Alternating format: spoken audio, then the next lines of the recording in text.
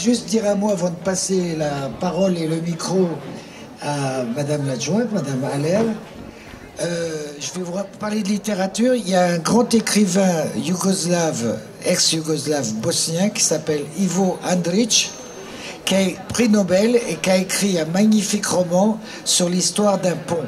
C'est un pont qui se trouve entre l'Empire ottoman, entre les Turcs musulmans et entre l'Occident orthodoxe et chrétien. Et il y a eu des milliers de guerres, d'années de problèmes, d'assassinats.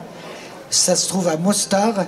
Et le pont ayant été détruit de nombreuses fois, lorsqu'il y avait la paix, les deux côtés de la rive ont construit un pont avec un encorbellement, avec un rond, une passerelle pour que les commerçants et les jeunes gens puissent se rencontrer, se marier. Et la passerelle entre deux cultures, et pour la France, la République, c'est la passerelle entre de très nombreuses cultures qui sont petit à petit, qui ont fait France.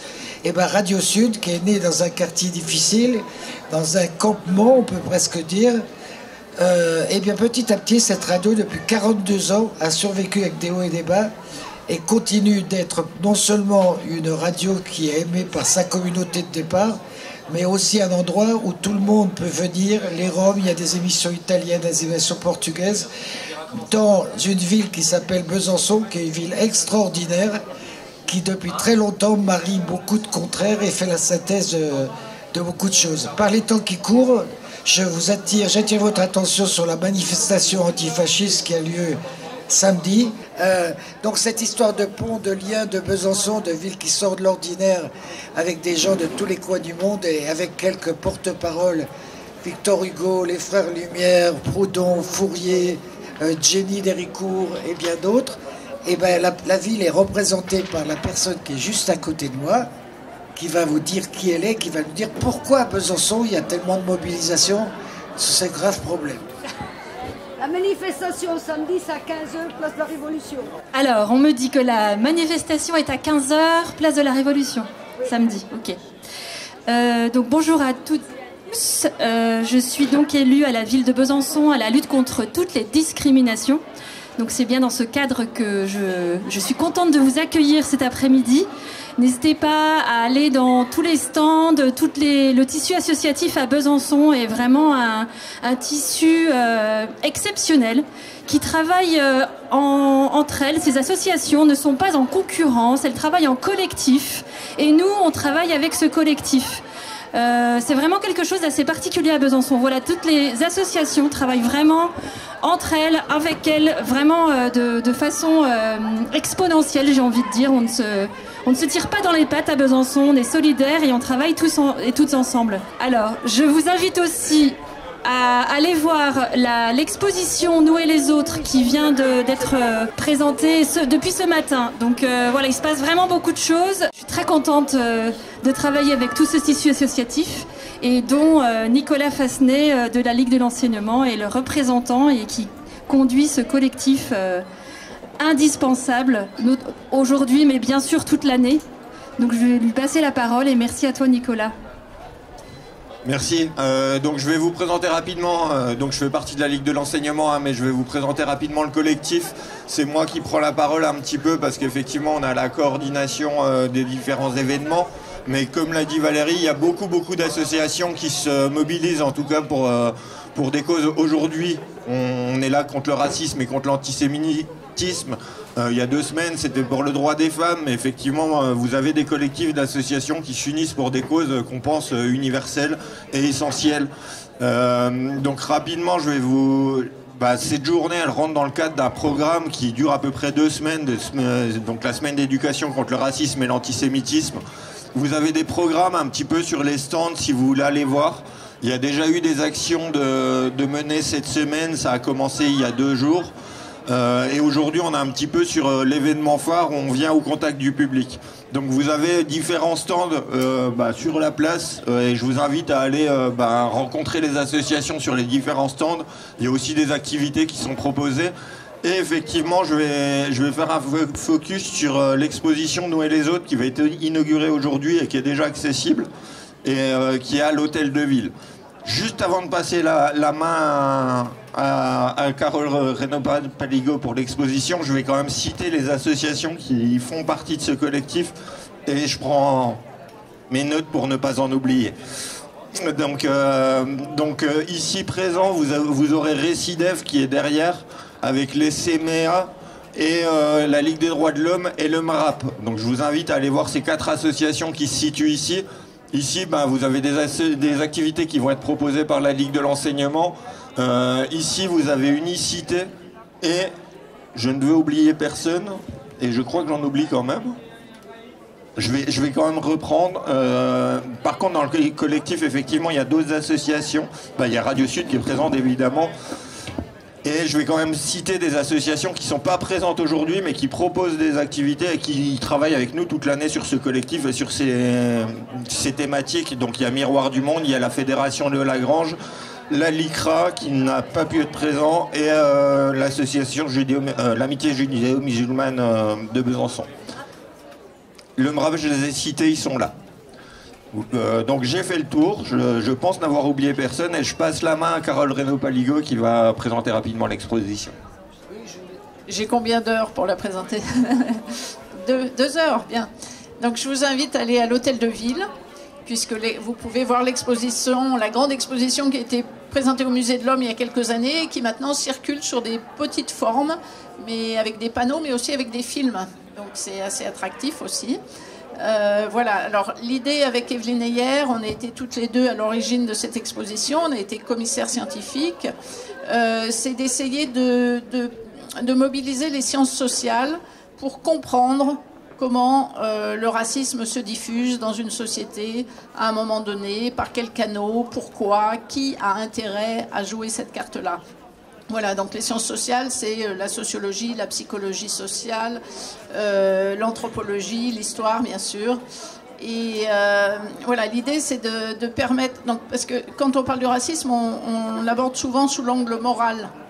C'est pas bien, il faut pas, etc. Donc, évidemment, cet angle-là est intéressant, mais l'idée d'essayer de comprendre comment ça se met en route, comment on commence à juger en fonction de l'apparence de la personne qui est en face de nous, la couleur de la peau, la religion qu'on devine. On commence par ranger les gens dans des catégories. Ah oui, celui-là c'est un juif, celui-là c'est un arabe, celui-là c'est un musulman, un noir, etc. Donc on commence à ranger des gens dans des cases comme ça, et après on leur attribue des stéréotypes qui circulent dans la société, qui circulent dans certains médias ou dans certains milieux politiques. Donc voilà, tout ça, ça s'ancre dans une société, hein. C'est pas simplement une question de rejet de 2 personnes qui sont en face de l'autre, c'est la société qui fabrique les stéréotypes, qui les fait circuler, et c'est tout ça, donc on vous invite à venir voir à l'Hôtel de Ville. Bonjour à tous, donc je m'appelle Nicolas, je suis professeur au lycée Julag. Et en fait je vais vous proposer un petit texte humoristique et satirique sur la partie racisme et discrimination. C'est un sujet qui est relativement important, mais en même temps je trouve qu'il est aussi bien de pouvoir le tourner un petit peu en humour, de manière à ce que des fois ça puisse... interloquer un peu plus les gens. Donc je vais vous proposer un petit guide rapide pour vous aider à devenir éventuellement un bon raciste et faire preuve de discrimination envers les gens. Si vous êtes par exemple un raciste débutant, mais que vous ne savez pas par où commencer, eh ben pas de panique. Le racisme moderne est plus simple que jamais. Grâce à nos nouvelles technologies et à l'évolution des stéréotypes, je vais vous donner quelques règles rapides pour être un raciste tendance, sans faire trop de bruit et sans perdre votre crédibilité dans le monde d'aujourd'hui. Règle numéro 1, ne jamais juger une personne par sa personnalité, mais bien sûr par son origine. Un bon raciste sait que l'apparence est essentielle. Peu importe que quelqu'un soit sympathique, drôle ou compétent, la seule question qui compte vraiment, c'est d'où vient-il. Si cette personne vient d'un pays exotique, ou pire, d'un endroit que vous ne pouvez même pas localiser sur une carte, c'est probablement un problème. Vous n'êtes pas raciste, vous êtes simplement prudent.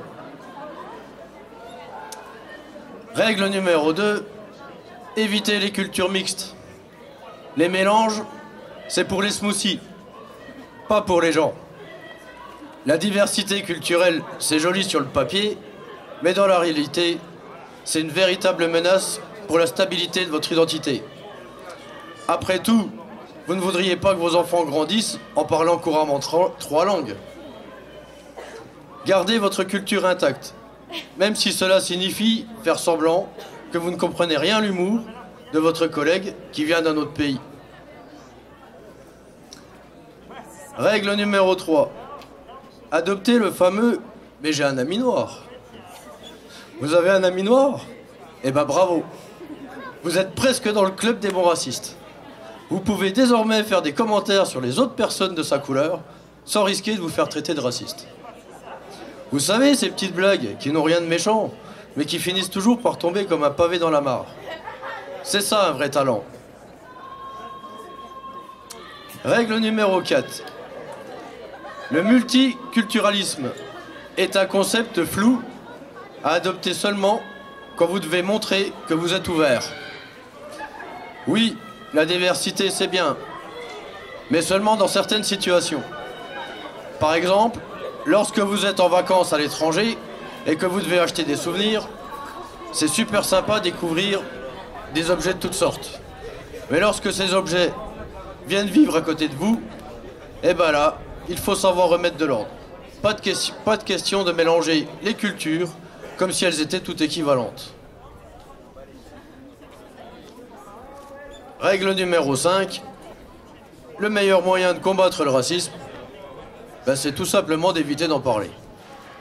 Les vrais racistes savent qu'il est important de garder des idées rétrogrades sans jamais les verbaliser. Pourquoi déranger les autres avec des discussions sur l'égalité ou la justice? C'est plus simple de se cacher derrière un masque d'ignorance. Et surtout, de ne jamais écouter les personnes concernées. Elles exagèrent après tout.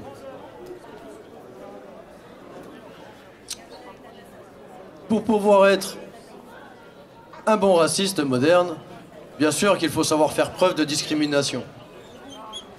Tout d'abord, je vous conseille de commencer par la discrimination par taille. Vous trouvez que les grandes personnes occupent trop d'espace dans les pièces? C'est vrai que c'est un problème, hein. Nous avons trouvé une solution élégante. Les grands ne doivent entrer que dans les endroits prévus pour leur taille. Les sièges dans les transports, trop petits pour eux. Quant aux portes, trop étroites. Eh ben c'est simple. Les grands doivent rester à l'extérieur et se contenter des espaces réservés aux géants, ou bien carrément rester chez eux. L'égalité commence par là. Nous pouvons aussi faire preuve de discrimination par âge. Les jeunes veulent trop faire entendre leur voix, et les vieux, ils ne comprennent plus rien à la technologie. La solution, un monde où seuls ceux qui ont exactement l'âge parfait, ni trop jeunes ni trop vieux, peuvent participer. Une sorte de club select, où seuls les 35-40 ans sont autorisés à discuter de politique, de mode ou de musique. À partir de 41 ans, vous perdez automatiquement le droit de porter des baskets sans paraître ridicule. C'est ça l'équilibre générationnel. Il y a bien sûr aussi la discrimination par goûts musicaux. On en a marre des gens qui écoutent de la musique qu'on ne comprend pas. Les amateurs de rap, c'est des gens déplacés. Les fans de jazz, vraiment trop intellectuels. Les passionnés de pop, des âmes perdues finalement. La vraie musique, c'est celle qu'on aime soi-même. Et pour ceux qui ne sont pas d'accord, tant pis pour eux. Pourquoi perdre du temps à écouter quelque chose d'autre? Après tout, ce qui compte, c'est de préserver la pureté de vos préférences musicales en excluant toute forme de nouveauté.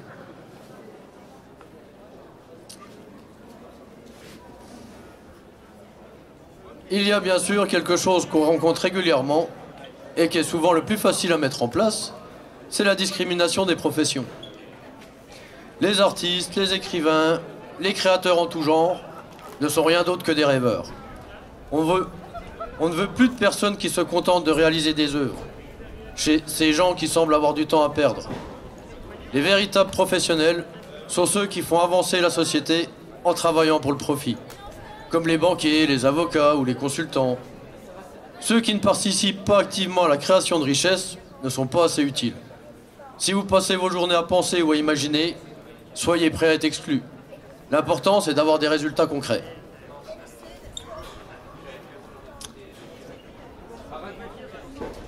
Aujourd'hui, dans le monde où l'on est, il faut aussi faire preuve de discrimination 2.0. Vous n'avez pas 10 000 abonnés sur Instagram? Eh ben désolé, vous ne pouvez pas être influent. Vous avez 100 abonnés sur Twitter? Faites vos valises. L'opinion publique ne vous accorde aucun poids. La règle est simple. Ceux qui ont plus d'abonnés que vous sont automatiquement plus intelligents, plus importants et plus dignes de recevoir une écoute. C'est comme ça qu'on bâtit la vraie hiérarchie sociale. J'espère à tous que vous aurez bien compris que ce texte était réellement de l'humour, une version satirique du racisme et de la discrimination. Bien sûr que dans la vie, je vous demanderai et je souhaite que vous appliquiez totalement le contraire de ce que je viens de vous dire. Il est important de s'écouter les uns les autres, d'apprendre à se connaître, à se mélanger et à partager ensemble. Merci de m'avoir écouté. Bonne journée à tous. Merci Nicolas. Merci Alexis. Donc avant de passer la parole aux comédiens, aux acteurs, aux gosses que Sofiane a réussi à préparer, vous allez voir c'est assez émouvant, je voulais dire deux petites choses sans prendre trop de temps. Méfiez-vous de la concurrence entre couches d'immigration. Je vais vous dire de mémoire un texte. Ils sont nombreux, ils font beaucoup de bruit, leur nourriture pue. Et vous savez de qui il s'agissait? Des Italiens. Donc ne méprisez pas la couche d'avant ou la couche d'après des immigrants. D'autre part, il faut savoir que dans ce pays, il y a une solidarité et qu'on cotise tous pour aider tout le monde et que tout le monde est à égalité devant la laïcité. Je passe la parole à Sofiane Adila qui va vous expliquer ce que vous allez voir dans quelques minutes. Tout de suite, c'est les enfants de la Fondation de Pluriel, je crois, et c'est eux qui vont nous faire jouer une petite scénette. Je vous laisse déjà regarder, puis après on va parler de tout ça. Hind, t'es prête? C'est quoi le racisme? Le racisme, c'est l'idée selon laquelle l'espèce humaine serait composée de plusieurs races différentes, serait supérieure, tandis que d'autres seraient inférieures. Cette idée a conduit des peuples à vouloir en dominer d'autres. Par exemple, les Européens se sont longtemps appuyés sur le racisme pour dominer les Africains et pratiquer l'esclavage. Il y a quelques décennies, des États démocratiques comme l'Afrique du Sud et les États-Unis avaient encore des lois racistes.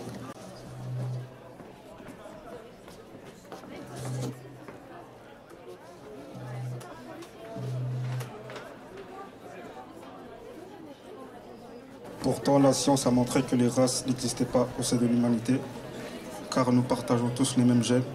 La biologie, la science de la nature ne reconnaît qu'une seule espèce humaine, la nôtre, Homo sapiens. Mais au-delà de la science, c'est surtout la morale qui a conduit l'humain à lutter contre le racisme. Comment on peut accepter que certains soient dominés, méprisés, persécutés à cause de leur couleur de peau ou de leur culture? Cher frère blanc, quand je suis né, j'étais noir. Quand j'ai grandi, j'étais noir. Quand je suis au soleil, je suis noir. Quand je suis malade, je suis noir. Quand je mourrai, je serai noir. Tandis que toi, homme blanc, quand tu es né, tu étais rose. Quand tu as grandi, tu étais blanc. Quand tu vas au soleil, tu es rouge. Quand tu es malade, tu es jaune. Quand tu as peur, tu es vert. Quand tu mourras, tu seras gris. Alors de nous deux, qui est l'homme de couleur? Léopold Sédar Senghor.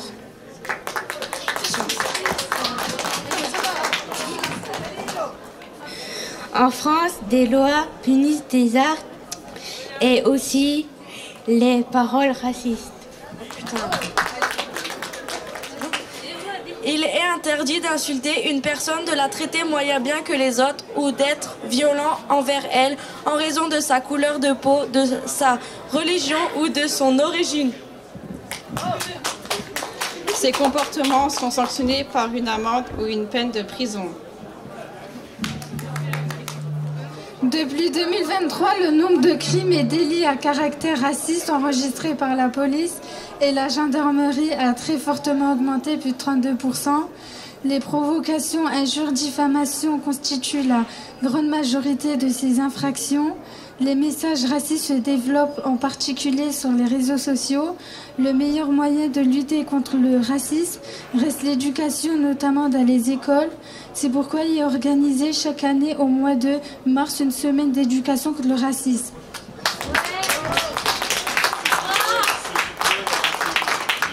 On applaudit bien fort. Alors vous êtes toujours sur Radio Sud, les gens s'installent. C'est radiosud.net, ces jeunes gens font une performance incroyable et on leur laisse la parole. Tu me grondes parce que j'ai les doigts de toutes les couleurs. Noir, polar ou jaune, sable de square. Parfois blanc, banquise ou rouge, révolution et même bleu, contusion. Tu me grondes et tu te trompes. C'est trempé dans l'amitié, des mains des enfants du quartier. Les enfants du monde entier.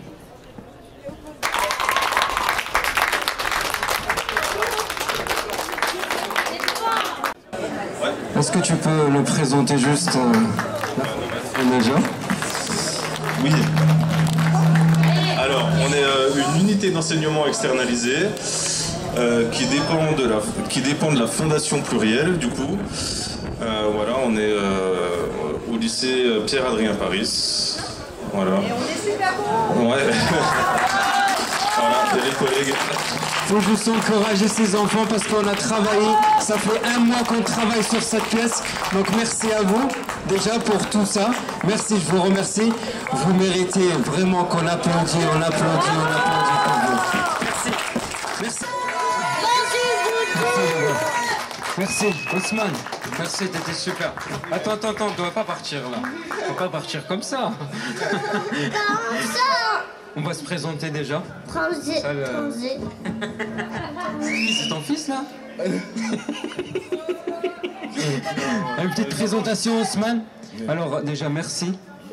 Ces 3 chansons, ils sont super. Dis-moi, ça parle de quoi? Ça parle d'égalité, de tout ce qui est discrimination. Les 3 chansons sont alignées en fait. En gros, on parle de discrimination, on est plein dans le mille, dans le thème, dans le sujet. En fait, on est allé en crescendo et puis il faut finir boss pour amuser tout le monde. Voilà. C'est important, Ousmane, de participer dans cet après-midi ou cette journée pour lutter contre le racisme. Tu sais, Ousmane, on souffre du racisme. Hein. On en souffre tous les jours, en fait, dans toutes ses formes, en fait. Toutes ces formes, tout ce qui est couleur, d'origine, de tout. Nous on est là pour défendre, pour dire notre position, qu'on est tous unis, on est tous des humains sur cette terre et qu'on doit tous vivre ensemble. Voilà. Pas de différence, on est tous ensemble, on est tous pareils. Hein. Et il faut vraiment, chacun lutte de sa façon. Par exemple, un artiste, un chanteur, un rappeur, on peut tous dire notre mot et on peut tous lutter contre ce phénomène. Merci Ousmane. Merci à vous, c'est super. Merci. Merci. Toujours sur Radio Sud Besançon. Toujours. Je crois qu'on doit faire une petite pause musicale, non? Qui parle géopolitique, c'est une matinale qui parle culture locale, internationale. On fait le lien entre tout ce qui se passe, on analyse l'actualité, on parle des pays dont personne parle, le Yémen, l'Érythrée, aussi on va en Ukraine de temps en temps, on va partout, il y a malheureusement des problèmes dans le monde et on en parle, on fait une petite analyse, une petite critique aussi de savoir comment on traite toutes ces infos, on fait un petit point là-dessus. Et puis des invités aussi, souvent des invités musicaux avec des artistes, voilà, des rappeurs, des DJ, des producteurs, des gens qui font du bon son sont invités évidemment à passer dans la matinale tous les jours entre 7h30 et 9h. Et puis n'importe quel assaut de la ville. Hier, on a parlé par exemple des félins errants. Voilà, donc un tout autre sujet, mais qui intéresse évidemment beaucoup de monde parce que les chats, ça parle à beaucoup de gens. Je pense, pas vrai? C'est pas vous, Mario? Alors, c'est pas le quart d'heure autopub, on est les meilleurs. Non, mais on est quand même les meilleurs. C'est simplement que les gens, vous ne vous rendez pas compte qu'il y a un média, peut-être le dernier, qui peut vous permettre, vous frapper, vous passer la porte, et vous pouvez parler de vos colères, de vos initiatives. Et c'est pas si banal, et c'est à tout le monde d'en faire un média citoyen, pas local, du local au global, comme le dit le fameux slogan de Porto Alegre. Ensuite, donc, les autres endroits où vous pouvez aller, vous pouvez nous embêter, même s'ils sont peu nombreux pour tout ce qu'on a à faire, c'est le Pop Club du Midi. Sofiane, tu nous parles de ton Pop Club? Alors, le Pop Club de Midi, nous, on se concentre sur... Déjà, on a 10 minutes d'RFI tous les jours, en direct. C'est le journal international. Tous les jours, on a 10 minutes d'RFI. Donc, ça fait partie de la convention entre Radio Sud et RFI, Radio Internationale France. Ça nous permet de diffuser 10 minutes, le journal principal de 10 minutes qui parle de tout ce qui se passe dans le monde entier. Et puis après, on a 45 minutes où on essaye de faire une petite variété, de passer tout ce qui est culturel, les rendez-vous culturels à Besançon, plus des artistes, et on a des invités de jour, des invités de la semaine, tout ça dans le Pop Club de Midi. Alors un grand hommage avec l'un des correspondants consultants réguliers qui s'appelle Chérif Lounès, qui est originaire de Belfort, qui a été longtemps au rectorat, qui a été directeur adjoint d'établissement et qui a un blog que je vous recommande d'aller voir sur Mediapart. Et lorsqu'il y a des problèmes entre les deux rives de la Méditerranée, eh bien on lui téléphone. Et c'est la même chose. Si vous entendez du bruit, c'est pas grave, c'est les rappeurs déchaînés qui sont là. Donc, il y a plein de gens excellents, comme Dominique Manotti, grande historienne et tout. Bref, on est ici, mais on essaie, à travers la matinale et à travers le journal du Pop Club. Alors, j'ai envie de passer le micro à notre invité spécial que vous allez pouvoir questionner. Avant de parler de l'invité, Mario, moi, je pense que notre invité... Il est vraiment spécial aujourd'hui. Ah bah il est spécial. Ça, alors Mario, il a cherché, il nous a trouvé un invité qui n'est pas venu pour rien. Aujourd'hui, ah oui, bien sûr. Il a été payé très cher. Un repas. Des millions. Non, vraiment, il vient pas pour rien. Et aujourd'hui, je crois que le débat, il sera très très important. Tu nous dis 2 mots, qui tu es, comment tu vas faire pour répondre à toutes ces questions? J'espère qu'il y aura des questions. Donc Mourad Guichard, donc je suis journaliste indépendant, je travaille notamment pour le Média, je travaille pour le Canard Enchaîné, pour l'Humanité, pour un certain nombre de titres, après avoir travaillé longtemps pour Libération et pour l'agence de presse Reuters. Et puis Des petits médias finalement. Ouais, c'est un peu artisanal. Voilà. C'est par exemple l'agence Reuters, c'est Monique Reuters qui fait la comptabilité le week-end. Oui. Non, c'est une Allemande. C'est ça. Comme nous. Non, et donc je tiens une chronique depuis 1 an et demi de critique média sur le Média TV que je vous invite à aller consulter et je vais évidemment avec grand plaisir répondre. Alors je crois que ce sont des élèves essentiellement. Non, on va voir, on va pas trier. Il y a les présidents d'associations qui sont présents, il y a des gens qui sont là. Tout le monde, voilà. On assiste à une dérive évidemment politique sur les questions de racisme avec un S, sur les questions d'immigration. On assiste également, et les deux se nourrissent ou s'internourrissent.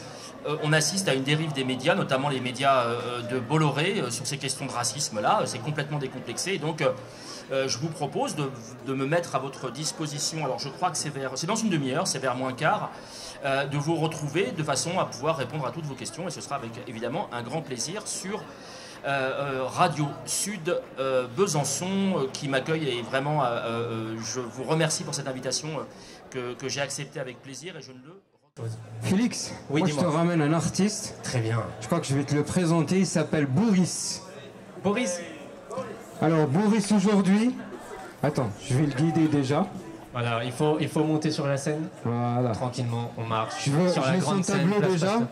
Il y a un magnifique tableau. Déjà. Oui, oh, waouh. Alors, vous n'avez pas les images, mais c'est franchement magnifique.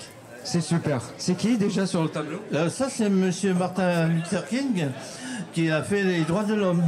Et j'avais décidé justement pour une exposition, j'ai 15 tableaux. En plus, Johnny Hallyday que j'ai fait, Michael Jackson, etc. Très bien. Boris, alors, on est en direct sur Radio Sud Besançon. Il y a des gens qui nous écoutent. Juste une petite présentation pour qu'ils sachent. Déjà, c'est qui Boris? Alors, Boris, toute ma vie, j'étais bénévole au Secours catholique, à Paris aussi. Ensuite, je suis venu à Besançon, je suis né à Besançon, 30 ans ici, 30 ans à Paris. Voilà, 30 ans à Paris. Qu'est-ce que tu veux nous présenter aujourd'hui? Alors, je vais chanter une chanson de Johnny Hallyday. Bonjour la France, bonjour Besançon et Byzantine, hein? Et tout le monde, toute la boutique, Louise, Haussmann, voilà, le grand chef. C'est Haussmann, c'est le grand chef, attention, il rigole pas. Et puis, bien sûr, toute l'équipe de la boutique, c'est bien ce qu'ils font pour les gens qui sont dans la rue, voilà. Et pour tout le monde, pour les migrants et tout ça. C'est important dans la vie, voilà. Bon, je vais essayer de chanter les chansons de Johnny, bien sûr. Alors, ça sera les portes du pénitencier. Oui. Les portes du pénitencier bientôt vont se refermer. Et c'est là que je finirai ma vie comme d'autres gars n'ont fini. Pour moi, ma mère m'a donné sa robe de mariée. Peux-tu jamais me pardonner? Je t'ai trop fait pleurer. Le soleil n'est pas fait pour nous. C'est la nuit qu'on peut tricher. Toi qui ce soir as tout perdu, demain tu peux gagner. Oh mère, écoutez-moi, ne laissez jamais vos garçons seuls la nuit traîner dans les rues. Ils iront tout droit en prison. Toi, la fille qui m'a aimé, je t'ai trop fait pleurer. Les larmes de honte que tu as versées, il faut les oublier.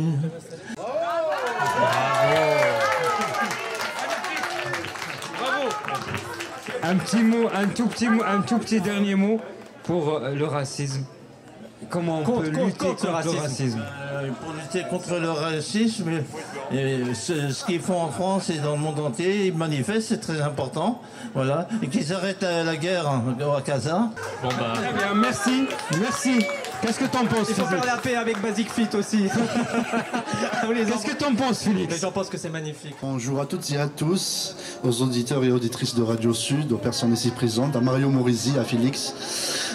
Cette année, on a eu le grand plaisir de travailler avec une classe du lycée François-Xavier. Mais je vous dis une chose, c'est des lycéens super sympathiques, ils sont vraiment... ils travaillent très bien, voilà, donc ils sont dévoués, ils sont motivés. Et du coup, ils ont réalisé tout un travail autour de l'exposition qui est à l'honneur pour cette semaine à Besançon. Donc nous et les autres, des préjugés au racisme. Voilà. Voilà. Et du coup, sans trop tarder, je vais passer le micro à ces élèves, donc à des représentants. Il y en a 4, 3 filles et un garçon. Et puis leur prof, monsieur Amimèche. Voilà. Allez.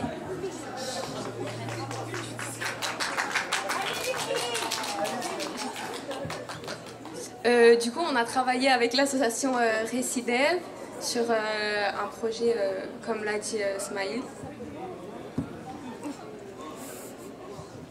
On a créé un questionnaire. Valérie. Alors, je prends la parole. On a créé des lots Alors, bonjour à toutes et à tous. Donc, c'est Monsieur Amimèche. Donc, j'accompagne mes élèves ici pour ce projet en collaboration avec l'association Récidive. Donc, on est très content déjà de participer à ce genre de manifestation. Donc, c'est très engageant pour nos élèves et très formateur. Donc, à la fois, ils ont travaillé sur le fond, ils ont été préparés sur le fond, sur le questionnement de l'exposition des préjugés aux discriminations, mais aussi c'était un petit exercice pour les former, pour devenir des bons professionnels de demain. Donc il y a eu un travail qui a été fait sur l'exposition. Donc ils ont proposé un quiz, donc ils ont constitué un questionnaire autour de l'exposition. Donc je vous invite par la même occasion d'aller à l'hôtel de ville pour assister, pour regarder en tous les cas l'exposition. Des préjugés aux discriminations, pardon. Et voilà, donc il y aura un quiz et il y aura des lots à gagner aussi. Donc voilà, il y a un groupe d'élèves, ils ont démarché les commerçants de Besançon pour justement récupérer des lots et puis vous faire gagner. Voilà, merci à vous. Et puis du coup, donc, le questionnaire est disponible sur le stand ici de Récidive. Vous pouvez le récupérer, le remplir, aller visiter l'expo pour répondre correctement, revenir avec des bonnes réponses et récupérer un lot de votre choix. N'hésitez pas à le faire. Merci à toutes les personnes qui viennent du coup pour faire notre questionnaire parce que ça nous a pris beaucoup de temps quand même. Et voilà, merci.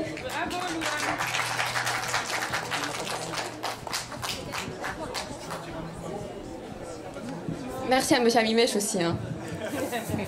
Et ouais, merci à tous les professeurs de nous avoir un peu aiguillés pour le projet. Et puis voilà, merci à tous.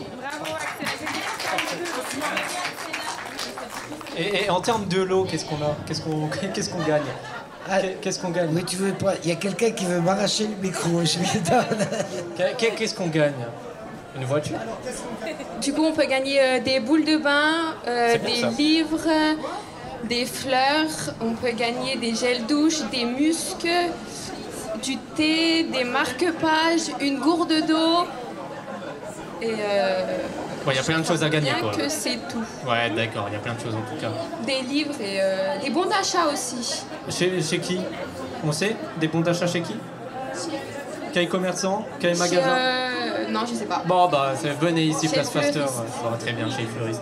Super. Et pour récupérer les lots, il faut aller à la tente Récidive qui est sur la place.